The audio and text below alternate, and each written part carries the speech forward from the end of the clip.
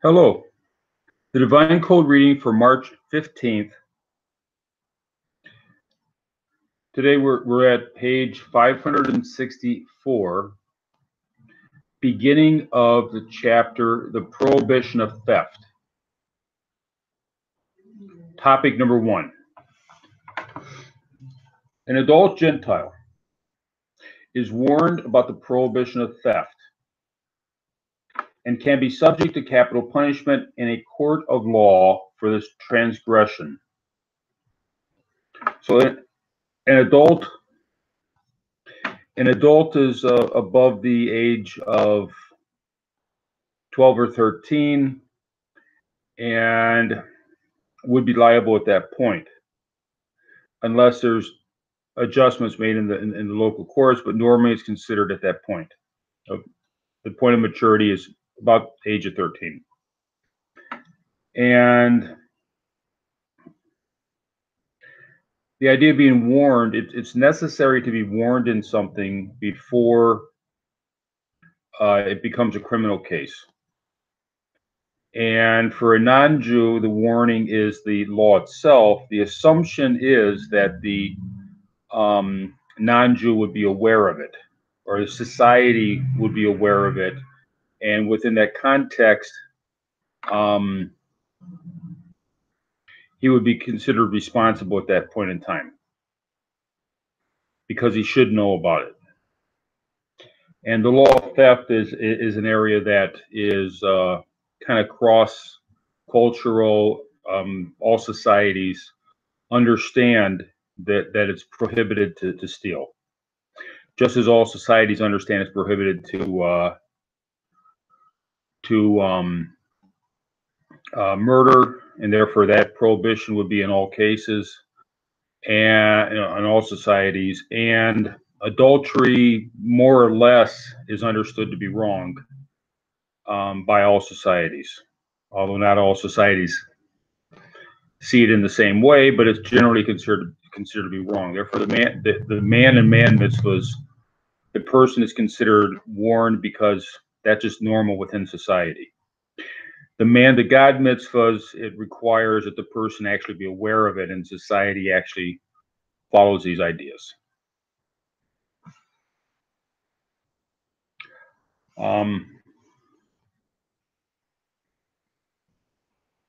This is in Rambam Laws of Kings 9:9, concerning that all Gentiles are warned and would be subject to capital punishment for the transgression.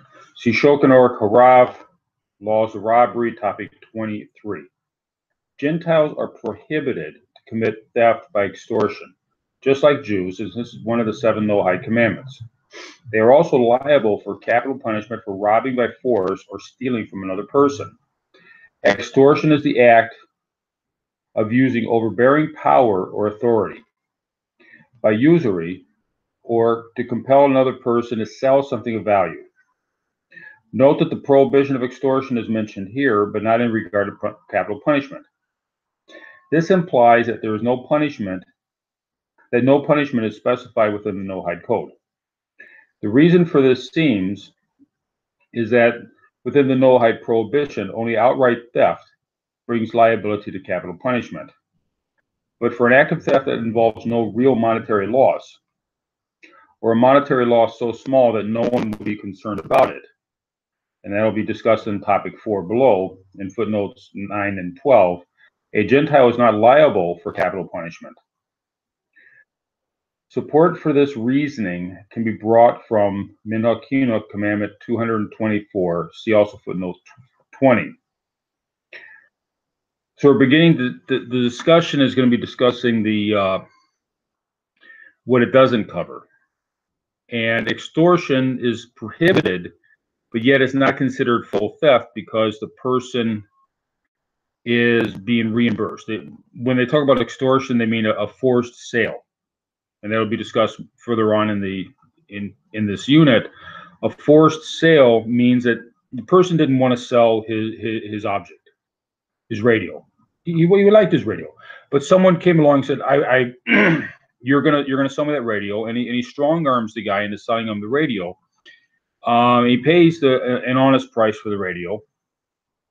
So no monetary loss had occurred, but the guy had his radio taken away without his permission, and he was reimbursed for it, but it was still irritating to him.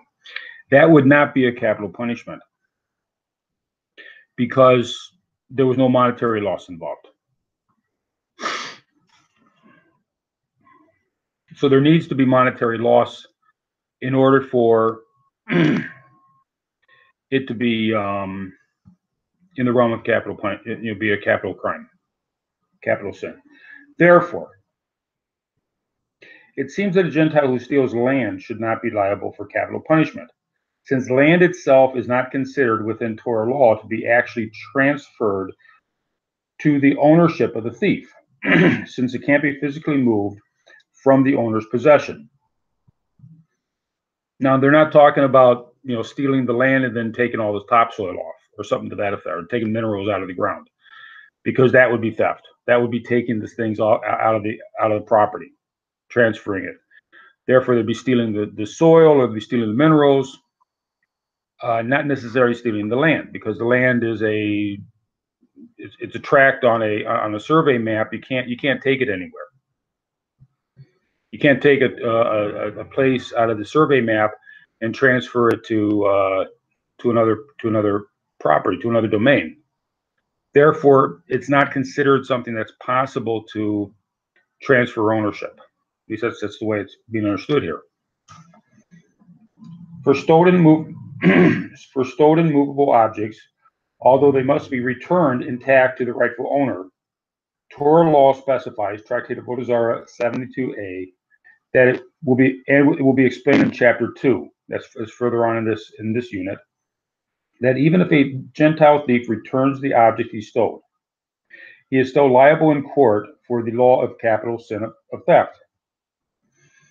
By contrast, land does not become acquired by a thief.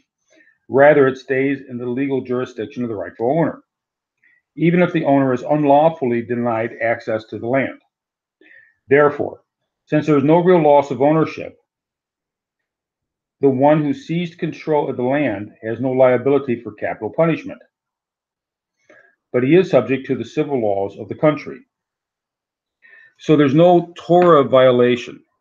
The person who took the land, it's not a Torah violation that he would be prosecuted for, but there could be civil laws, and there should be civil laws in such a case. So you have someone who's a squatter. You go on vacation. Someone's a squatter, comes in, takes over the land, and puts up an electric fence so you can't get back in. It's like, well, wait a minute, this is my land. So technically, you didn't steal it, but it would still be something that the civil authority should still step in and do something about it.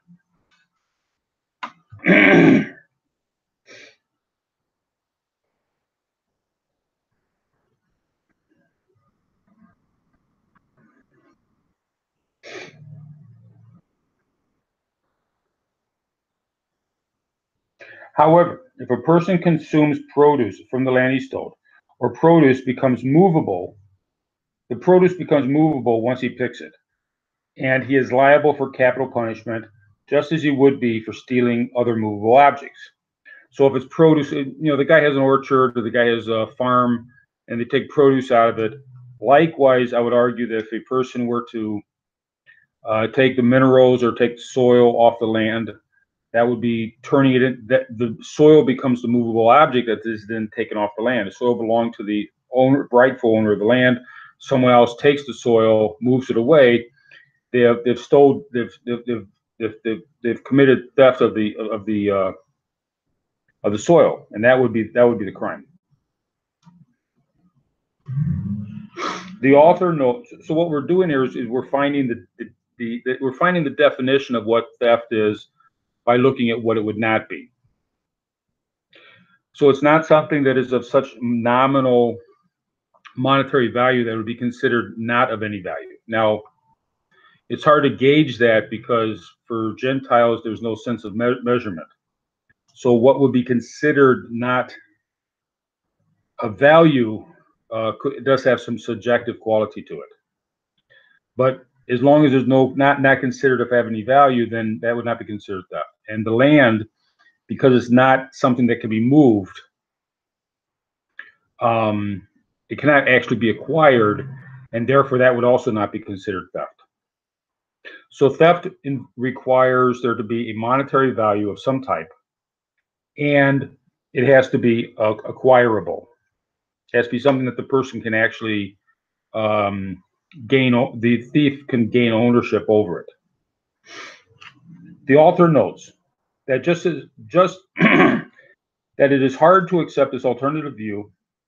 There is an alternative view that a Gentile is liable for capital punishment by a court of law for theft of land. Since the Talmud asks in Tractate of Avodah Zarah 71b, if the thief did not acquire the object by moving it, how should he be liable to capital punishment? It is logical that if a Gentile thief does not acquire the item he stole, he is not liable for capital punishment. So there's certain, and this is a large area of Torah law is acquisitions. How does a person gain ownership? How is ownership transferred from one person to another?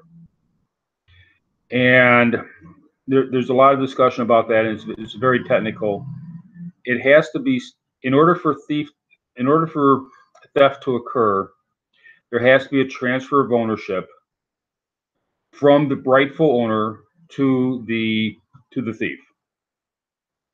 So in the case, what's being explained here, if there's no movement of the object, it means that if the person takes something and he moves it to another part of the owner's property and he leaves it there, it's irritating. It might be considered vandalism, and that's an area for the civil law to get involved. But it would not be considered an action of theft because the person did not acquire it. But if he takes the same object and moves it off of the owner's property into a common area or into his own property, then that would mean that he acquired it, and it would be considered theft. And I would think that the other areas of acquisition might also apply, that there's other ways besides moving the property. But maybe that is the way that it's done in the area of theft. I'm not sure. We'll discuss it. It will be discussed more in this section.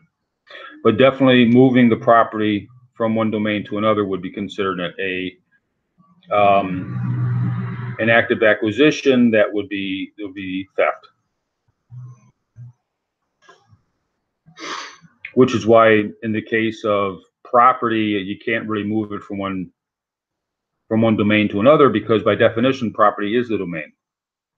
And a domain cannot be moved from one domain to another, according to what's being said here. Rabbi Zalman Nehemiah Goldberg disagrees with the author's opinion that a Gentile is not liable for capital punishment for stealing land. This discussion is presented in Sheva Mitzvos Hashem, Volume 2, The Laws of Theft, footnote 1. So the same footnote that we're reading here, this footnote 1 in chapter 1, footnote 1, is also in the book, this book here, which is the Hebrew edition of the Divine Code. And a lot of the footnotes are longer in the Hebrew edition. And this footnote is stating that there's more discussion about the possibility that property theft could be considered theft. And it's not a simple question, but the Divine Code has taken the position that a person cannot acquire through theft another person's land.